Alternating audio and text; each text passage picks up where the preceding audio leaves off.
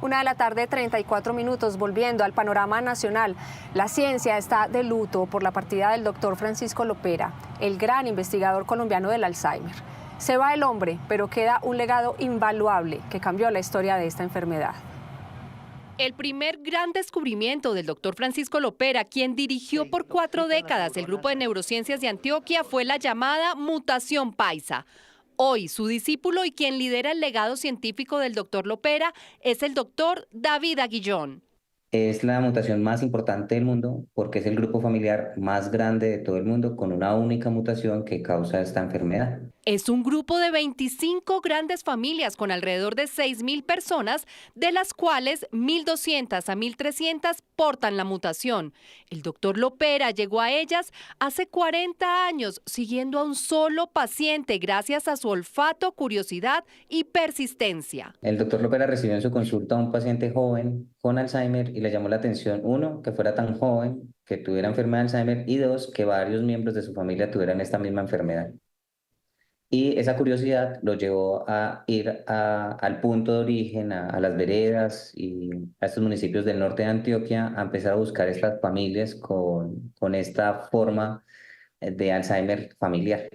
E inicialmente empezó a recoger muestras de sangre sin saber un porqué. En ese momento no se habla de mutaciones, pero él empezó a recoger muestras y casi 10 años después logró reportar la mutación PAIS. Este se convirtió en el punto de partida para aportes invaluables, no solo en el entendimiento de la enfermedad de Alzheimer, incluso desde antes de que produzca síntomas, sino también en el descubrimiento de medicamentos, biomarcadores, ajuste en los criterios de diagnóstico actuales y una nueva era de investigación debido al hallazgo de varios genes de protección, que los están estudiando en personas que debían presentar síntomas alrededor de los 44 años, pero que los desarrollan después de los 70. En 2019 publicamos un artículo en Nature con una mutación que se llama Christchurch y es una mutación que en el caso de esta señora que era Aliria Rosa, en ella tenía 2 copias de este gen de protección y tenía una protección extrema de casi 30 años de prevenir el inicio de los síntomas clínicos, y lo que nos enseñó ella es cómo proteger al cerebro de la patología de Tau. Y en este momento, con ese ejemplo de Aliria, estamos empezando a imitar ese mecanismo de protección con un método que es muy prometedor, que, como decía el doctor Lopera, es aprender a imitar la naturaleza. Una ruta muy prometedora en la búsqueda de una cura de la enfermedad y lo que más le recomendó el doctor Lopera al doctor Aguillón. Este camino de los genes de protección era algo que lo apasionaba.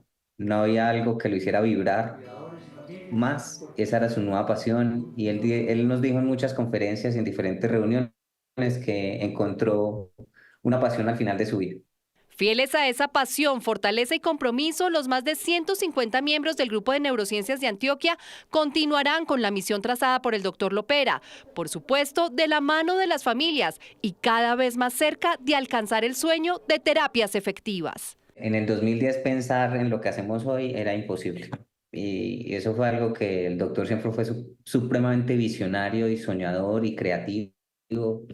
Y habían cosas que uno decía, no, profesor, no se puede, pero él se empeñaba y por eso estamos donde estamos. Yo no lo veo distante. La aparición de los genes de protección hacen que esto sea más tangible. Y la forma como estaban avanzando las investigaciones en ciencias básicas a partir de estos hallazgos, de estos genes de protección, nos permite decir que yo creería que en la próxima década tendremos algún tratamiento preventivo. Despedimos a un grande que seguirá viviendo por siempre en la memoria, esa que fue el motor de su existencia. ¿Cuál es el sueño de trabajar con una población afectada por una enfermedad incurable? Encontrar una solución.